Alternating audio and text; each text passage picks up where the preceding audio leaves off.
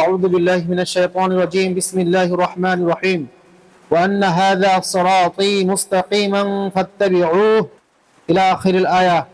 وقال النبي صلى الله عليه وسلم من يعش منكم بعدي فسيرى اختلافا كثيرا فعليكم بسنتي وسنة الخلفاء الراشدين المهديين فتمسكوا بها وعضوا عليها بالنواجذ وإياكم ومحدثات الأمور فإن كل محدثة بدعة وكل بدعة ضلالة وفي رواية وكل ضلالة في النار أو كما قال عليه الصلاة والسلام.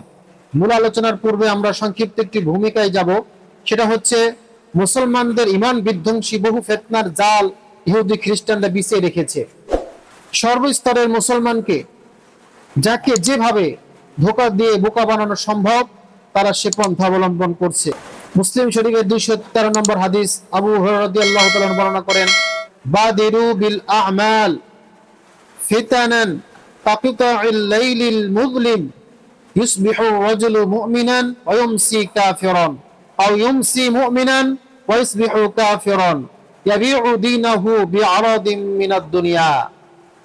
বিশ্বনবী সাল্লাল্লাহু আলাইহি ওয়াসাল্লাম বলেছেন, তোমরা নেক আমলের প্রতি ধাবিত হও, কেননা তোমাদের কাছে ফিতনাটা অন্ধকার রাত্রির ন্যায় তোমাদের মাঝে আগমন করবে। তোমরা অন্ধকার রাত্রির ন্যায় কঠিন ফিতনার ভিতরে তোমরা নিমজ্জিত হবে, আর এই ফিতনার ভিতরে নিমজ্জিত হওয়ার আগেই তোমরা নেক আমল করো। আর যখন ফিতনা চলে আসবে, ইউসবিহুর রাজুলু মুমিনান, কোন ব্যক্তি সকাল করবে মুমিন অবস্থায়, ওয়ায়ুমসি কাফিরান, তার বিকেলটা এবং সন্ধ্যাটা হয়ে যাবে কাফের অবস্থায়। আও ইউমসি মুমিনান, অথবা সে সন্ধ্যা করবে মুমিন অবস্থায়, ওয়ায়ুসবিহু কাফিরান, আর তার সকালটা হবে কাফের অবস্থায়। ইয়াবিউ দীনাহু বিআরাদি মিনাদ দুনিয়া, তারা তাদের ঈমান ধর্মকর্মকে দুনিয়ার সাধারণ তুচ্ছ এই টাকার বিনিময়ে সম্পদের বিনিময়ে বিক্রি করে ফেলবে। নাউযুবিল্লাহি মিন যালিক।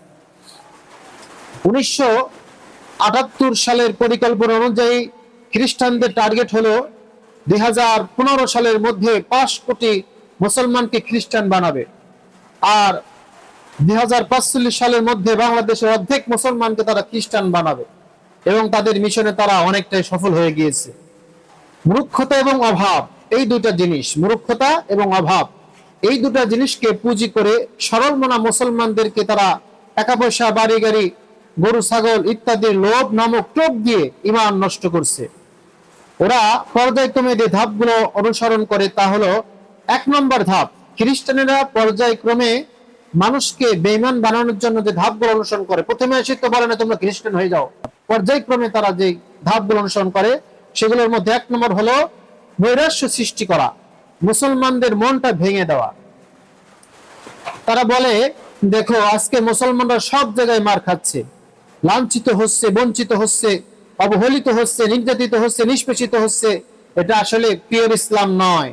এরকম নৈরাশ্য করে সমাজ থেকে বিচ্ছিন্ন করা, এটা হলো খ্রিস্টানদের প্রথম টার্গেট। 2 নম্বরে সমাজ থেকে বিচ্ছিন্ন করার পর সম্ভব হলে তাকে সরাসরি ডিরেক্ট খ্রিস্টান বানাবে।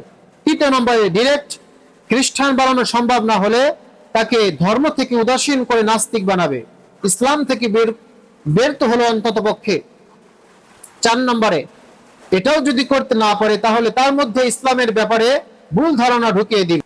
5 নম্বরে তাদের যে টার্গেট, সেটা হলো যে ধাপে তারা মানুষকে বেঈমান করে, সেটা হচ্ছে এটাও যদি সম্ভব না হয়, জঙ্গিবাদের দিকে ঠেলে দেওয়া যদি সম্ভব না হয়, তাহলে তারা অন্তত এই যে হিজবুত তাওহীদ, এই জাতীয় বহু পথভ্রষ্ট বিভ্রান্ত দল রয়েছে, যে দলগুলো তাদেরই পৃষ্ঠপোষকতায় লালন পালন হচ্ছে, তারাই যে দলগুলো পরিচালনা করতেছে, এরকম দলের ভিতরে তারা দীক্ষিত করে দিবে। এই খ্রিস্টানদের মাস্টার প্ল্যানের অংশ হিসেবে এদেশের বহু সংগঠনকে পিছন থেকে তারা পৃষ্ঠপোষকতা করে থাকে। বাংলাদেশের বিজ্ঞ ওলামায়ে অভিমত হচ্ছে, আজকের যে হিজবুত তাওহীদের কথা আলোচনা করতে যাচ্ছি, এরা ইহুদি খ্রিস্টানদের নাচের পুতুলগুলোর অন্যতম, যাদের প্রধান টার্গেট হচ্ছে সমাজে ফিতনা সৃষ্টি করা, সরল মনা মুসলমানদের পথভ্রষ্ট করা, তাদেরকে দিয়ে কুফরি করানো এবং ঈমান আমল নষ্ট করে জাহান্নামী বানানো। নাউযুবিল্লাহ। এখন আসলে আমাদের মূল যে পয়েন্ট, সেটা হচ্ছে হিজবুত তাওহীদের পরিচয়। এই বিষয়ে আমরা আলোচনা করি।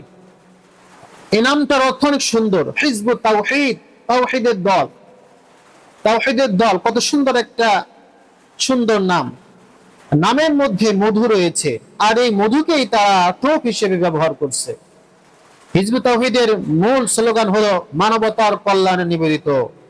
এই মুখরোচক স্লোগানের আড়ালে মানুষের ঈমান নষ্ট করছে।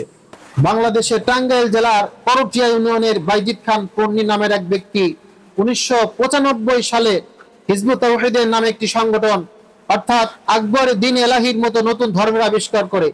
এই বিড়িখোর, সিগারেটখোর, গাঁজাখোর বাইজিদ খান পন্নীর সামান্য জেনারেল শিক্ষায় শিক্ষিত, ইন্টার পাস। এর পেশা হলো হোমিওপ্যাথিক চিকিৎসা। সে নিয়মিত সিগারেট খেত। যে কোনোদিনও মাদ্রাসা বারান্দায় যায়নি, কোরআন হাদিসের ন্যূনতম যোগ্যতা যার ছিল না, সে নাকি ইমামুজ্জামান জাতির ইমাম হয়ে গিয়েছে। হাস্যকর বিষয়। ছোট একটা মহল্লার মসজিদের ইমামতি করার যোগ্যতা তো দূরের কথা, মুয়াজ্জিনি করারও যার যোগ্যতা নেই, মুয়াজ্জিনি করার যোগ্যতা তো দূরের কথা, সাধারণ দুই চারটা আরবি সঠিক শব্দ উচ্চারণও যে করতে পারে না, সে নাকি ইমামুজ্জামান অর্থাৎ জামানার ইমাম হয়ে গিয়েছে। ইসলামকে বলে ইসলাম, মুসলিমকে বলে মুসলিম, সে নাকি মুসলমানদের ইমাম। শয়তানও তার কথা শুনে লজ্জা পায়। 2008 সালে দীর্ঘ 13 বছর পর সে দাবি করছে তার কাছে নাকি মুজিজা নাজিল হয়েছে। আচ্ছা বলেন তো, মুজিজা কাদের কাছে আসে? আমরা জানি মুজিজা এটা নবী রাসূলদের কাছে আসে। সে নিজেকে স্পষ্ট নবী দাবি করতে পারছে না, কিন্তু নিজেকে ইমাম বলে নবী প্রকাশ করছে, আর বলছে আমার কাছে মুজিজা নাজিল হয়। আমরা বলবো তুই হলি গোলাম আহমদ কাদিয়ানির শালা, আর চোরে চোরে হালি এক চোরে বিয়ে করে আরেক চোরের শালি।